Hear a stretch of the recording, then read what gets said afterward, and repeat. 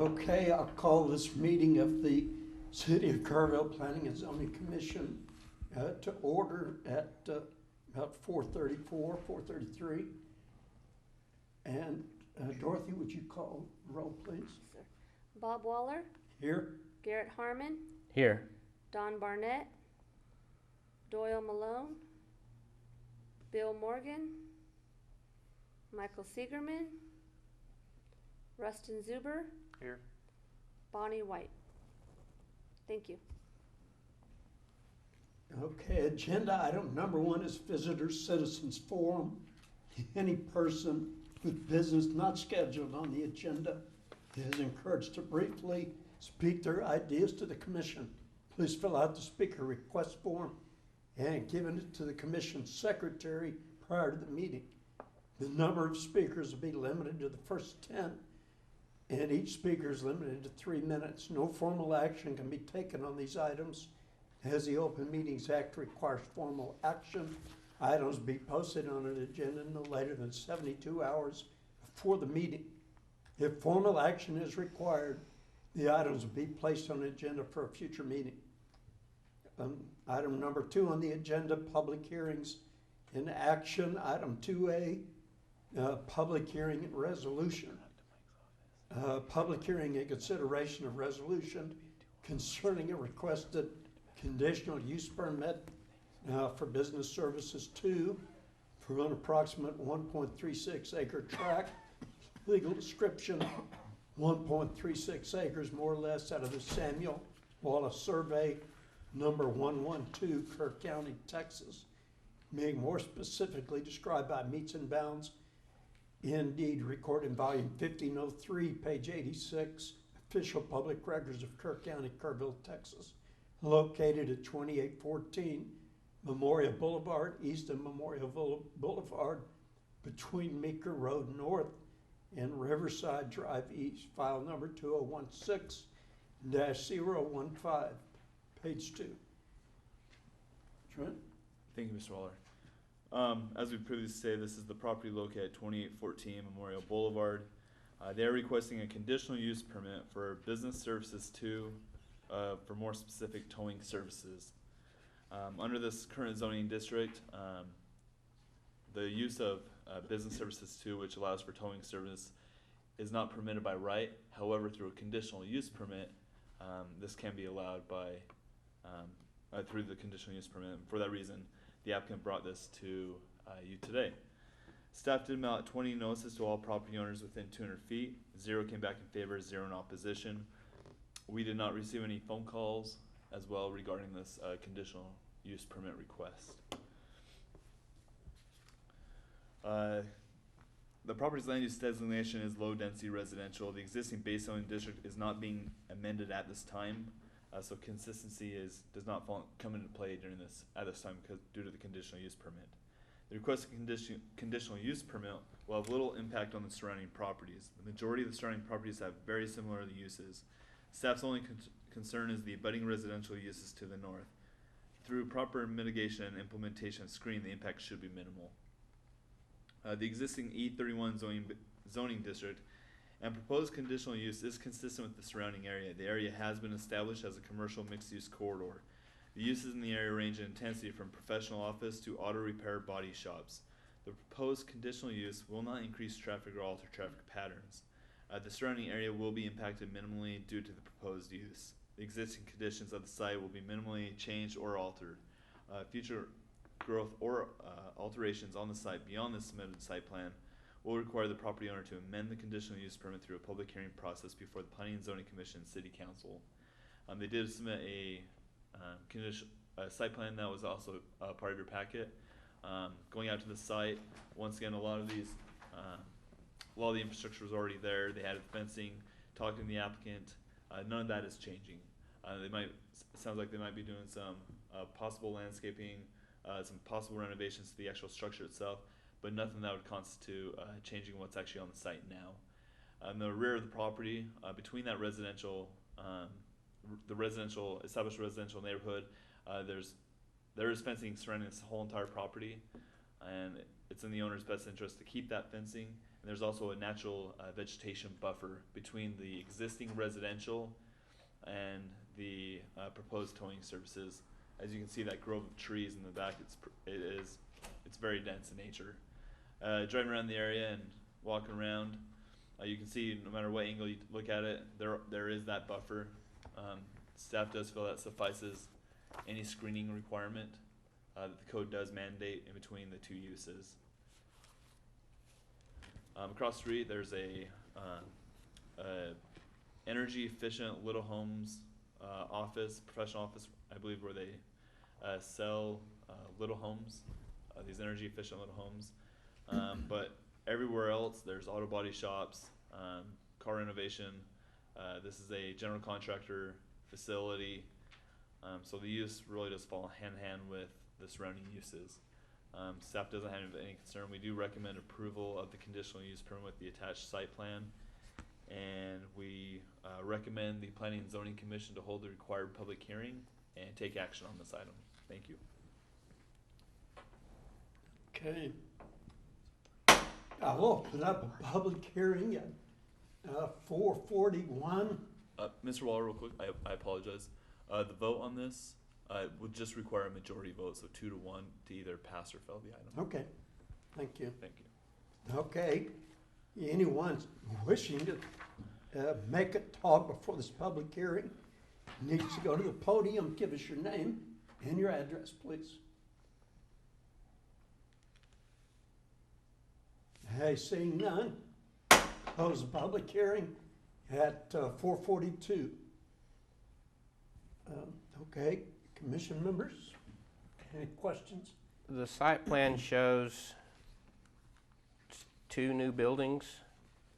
No, those 2 new buildings, are not going to be there. They did cross those out. I believe there's a note on there saying those 2 buildings in the back, those 2 storage units will not be there. And so that's not on the actual site plan. It's just that structure you see on the lot that's currently there, and the rest is going to be a parking storage area for those vehicles that are impounded. Okay. And I just want to reiterate, there is a process within the city of Kerrville for a towing service to, they can apply to be on a rotation with the police department, and I believe the owner has gone ahead and applied for that there in the application process. It's not required, but that's just an extra measure that they wanted to go ahead and take.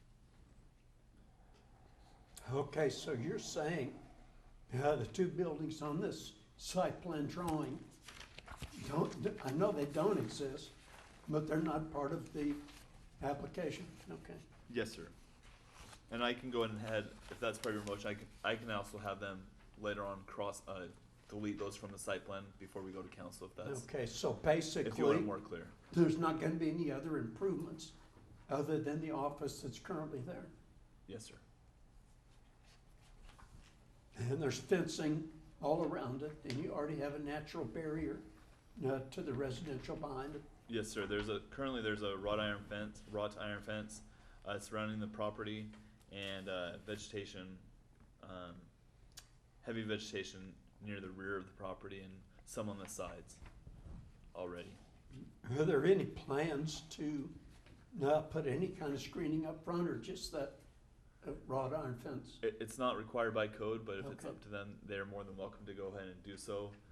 That wouldn't change the plan. Just through that wouldn't require the site plan to be amended. Neither would any flat work on the site would require a site plan amendment, just any structural. Okay, so they can put pads or, Yes, sir. If they decide to pave over this, Okay. They could go ahead and do that. But from what I've heard, I don't believe there's any future plans in that.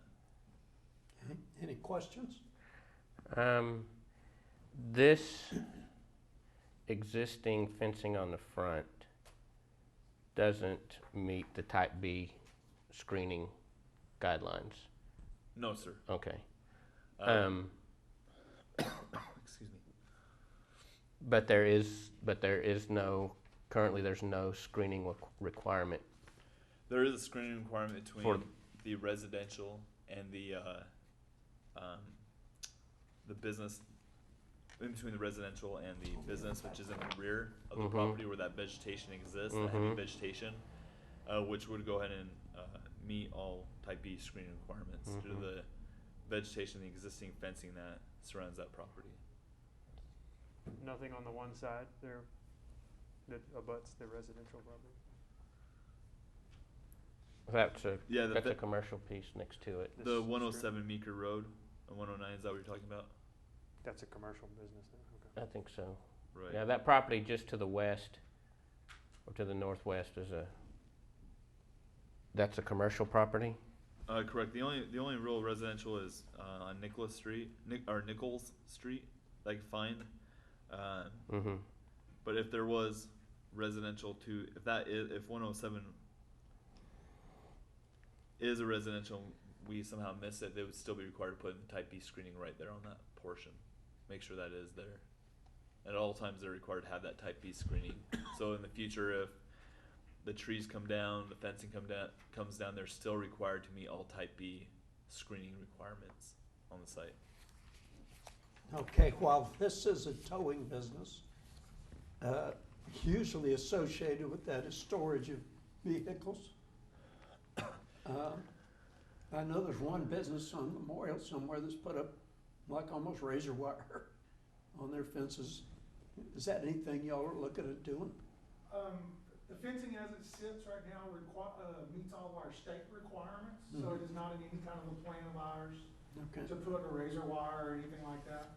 I don't like the liability of the razor wire I agree. myself anyway, but it does meet all the state requirements for a vehicle storage facility also.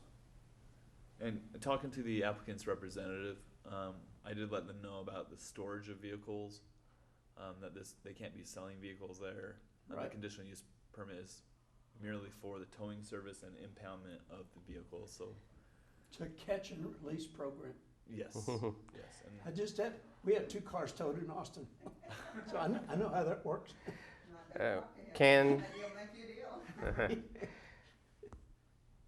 Can planning and zoning require type B screening across the front? As a within our range, we can't. It's not Okay. within our parameter, but it could be a condition if you would like to add that to. You could make that a requirement as part of your motion. That's my only concern. I think the location is a good location for the business. I think that with everything else that is on all the other businesses on that road, I think that's fine. I'm just concerned with that being what the city has established as a gateway road coming in from the So east. you're talking about some sort of solid screen fence along the front of the property to block the inventory of Right. cars once they're impounded. Right. And I'm pretty sure you can add that as a condition. If you make that as part of your motion, I can go and check to make sure that is correct, and if I can take it to council that way. Can I ask a question? Yeah. Could you please stand at the mic and state your name and address, please? Thank you, Sue. Sue Teeman, 324 Clay Street. My question is, if you put the B screening up there, which is just boards, don't you think that'd be uglier than that nice black tube fence that's there now? I mean, maybe in the back, if there's a section that you would want him to screen off or something, you know, within the, back behind that area, behind the office. But I don't see that looking nice along the front. As the fence itself, no, I agree with you. But what we're trying to do is just screen the inventory of vehicles that are, will be sitting there. Right. And But the location of the fencing is what I'm questioning. yeah, if we were to put that screening further into the property, and that all the vehicles being stored are behind that screening, I think that's fine. And and leave this fence here. Don't go to the expense of trying to take it down. But where any vehicles are being stored, that they should be behind a screen. You want it to look pretty. I want it to look nice, yes. As a gateway road coming into Kerrville, I wish we could require that on other properties as well. but, you know, we are trying to improve an image, and I know that, you know, I don't want to discourage business growth, but, you know, that's the balance that we're trying to find, is encourage business growth, but also, you know, do what we can to protect the vision. I understand that, I agree. You know, I guess if we could have some assurance that the impounded vehicles, whether from wrecks or whether from being towed for being in the wrong area, were like systematic anyway. Instead of it, we just want to create the eyesore, I guess, at some point of maybe looking more like a salvage yard. Because if you pull up wrecked vehicles, that's one thing. But if you're just hauling people from a no parking area or something like that, that's different. Okay, would you like to address? Thank you. Sure. All right. My name is George Greenwelge. What about something as a suggestion, laurels, some sort of a vegetation or something up against the fence across the front? I mean, does it have to be an ugly fence? Or would some shrubbage or shrubs or shrubbery, would that cover up enough? I mean, Good. I mean, I don't think shrubs would affect our storage of the vehicles. And I think it'd be nice, you know, and I mean, we could leave the current fence in the state it is and everything like that. And I mean, Just kind of shield it right. a little And bit. I mean, because I mean, you're talking about a car or a regular car is only a couple feet tall. Yeah. So instead of building this huge ugly fence, if you put something that was a fast growing shrub, you know, I mean, it probably wouldn't look the best, you know, in 6 weeks, but, you know, over a period of time they grow and then you can trim them back or something like that. So I didn't know, maybe make that kind of a suggestion, if that would be acceptable. I mean, we're not opening a salvage yard or a junk yard or anything like that. We just bring in vehicles for the police department, the sheriff's department, stuff like that, store them, when they come pick them up, they're gone. I mean, How long do you store them? depends, sometimes people do abandon them. By state statute, we can, after they're in our facility for 45 days, we can liquidate them. But that's a state statute there. Of course, they can come pick them up whenever if they want. And after 45 days, we get the right to go ahead and sell them for our charges and fees against them. Do you have a current location now that you're operating out of? Yes, sir. I actually live in Comfort, but we have an office and dispatch center down in New Braunfels. And we do the same services for the city of New Braunfels. Is there any way that you could anticipate, you know, how many vehicles you would have stored at any particular time? I don't think there is. I mean, because like with the city of New Braunfels, with the way our structure goes, we might have 20 vehicles in there at a time, maybe 25. In 2012, we had the big ice storm come through, and then one night we brought in 60 cars. You know, they all got crashed on the interstate. That was a fluke deal. It's never happened since. But those vehicles came into our yard, and 90% of them were gone within a couple of days. On a disaster like that, insurance usually moves pretty fast, and they'll bring guys out of San Antonio or whatever to go ahead and get them to a larger storage facility like an insurance auto auction or Copart, where they liquidate the vehicles for the insurance company. Okay. You know, I think if they're gonna have a limited number like that, 20, 30, 40 maximum at a time, I'd have more of a concern if it was gonna be a build-up and they sit there longer than that, 30, 45 days. You know, you can drive down Memorial right now, or Broadway, and see there's some used car lots that don't have fencing nearly as nice as or look as nice as this. And so you know, we're having to trust you to keep it maintained Right. nice and neat. We can't put that as part of the part of the deal. I would think that if you wanted to put, you know, some kind of vegetation up on that fence, that would be fine. I don't think, I don't feel the need to make that a part of the deal, part of the approval Right. process. But you see what our concerns Oh, are. absolutely. And with only the few vehicles that we're, you know, anticipating, which this being a new venture for us here in Kerrville and Kerr County, that we don't have a good judge on it. But I mean, I know a lot of the other tow company operators here in town, and that volume's just, and like with our facility in New Braunfels, when those vehicles have been there 45 days, we've already gone through a whole legal process, everything like that, and we get them out of there. Just because I'm not in the salvage business. I don't do any of that, and I call in guys that are parts buyers, car buyers, you know, they buy salvage, and they'll come in and we liquidate the vehicles pretty rapidly.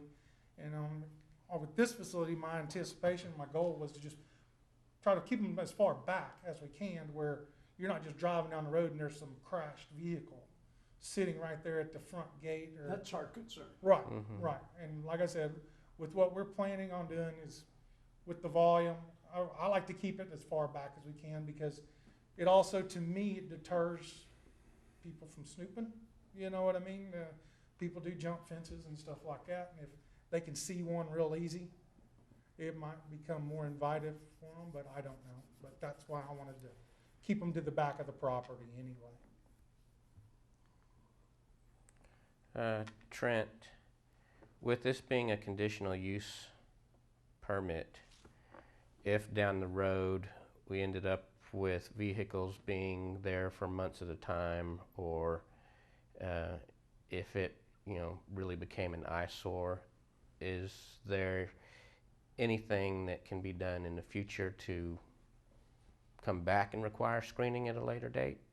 Or, No, there's nothing that we can do retroactively okay, to go back, but I mean, there are code requirements as well, that they would need to follow. I mean, if they're storing these abandoned cars, not doing anything with them, the use starts changing from a towing service to a car storage facility of some sort, which would be against code requirements. So I mean, and if within a certain time period they're no longer meeting the conditional use permit requirements, I believe that can be taken away from them, the conditional use permit. okay. But y'all have never had any problems in New Braunfels or Comfort? No, sir. We don't have, as a matter of fact, we just have a chain link fence at our facility in New Braunfels.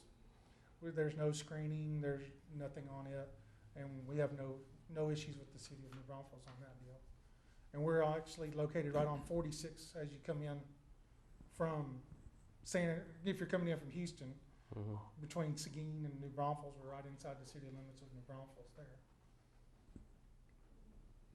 We do have a lawn service that comes and takes care of our facility for us Okay. there also. So, I mean, it's one of those deals. We are trying to be a very professional company.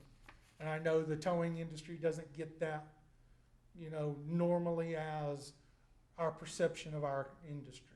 But our oldest truck is just a few years old, stuff like that. I mean, we don't keep junk necessarily. I mean, I think our oldest truck is a 2013. So. Well, what y'all do is necessary. Oh, absolutely, absolutely. It is necessary. Nobody likes to think we are, but we are. I mean, we, you know, clear a wreck, the weather gets bad, whatever, we're the ones out there in the middle of the night doing it, so, Okay, thank you. thank you. Any other questions? Do I have a motion? I will make a motion that we approve the conditional use permit as presented. I just want to state, staff did have conditions on it, that all lighting be, Yeah, be those focused were on site. stated. Right, okay, great, just want to make sure. All the lighting goes internally, Right, yes, sir. so forth, yeah. That seemed to be fairly restrictive. Right. Have a motion, do I have a second? I'll second. Yeah, I have a motion and a second, all in favor? Aye. Aye. All opposed, same sign.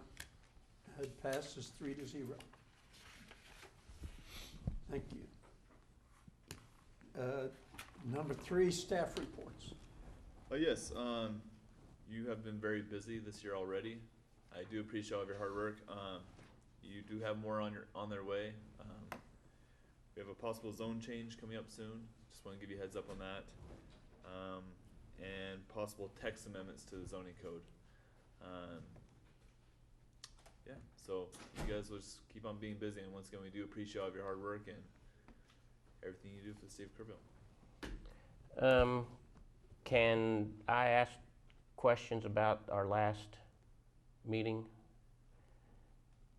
and where does that stand right now? The Planning and Zoning Commission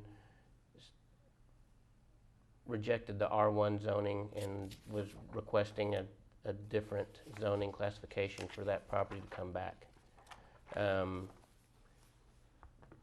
Is that going to happen, or is it proceeding with the R1 zoning? We took that to city council as standard procedure. I let them know what the recommendation was of Planning and Zoning Commission.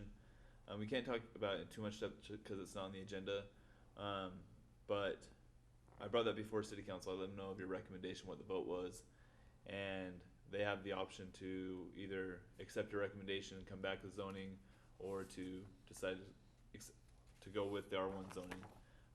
They went ahead and voted to stick with the R1 zoning for now. I think their motion was stick with the R1 zoning, and sounds like there might be an application for zoning, but I haven't seen anything yet. But it still has a second reading of the ordinance to go before city council. Okay. Okay, if there's no other business, move to adjourn. A second. All in favor? Aye. Yep. We're adjourned.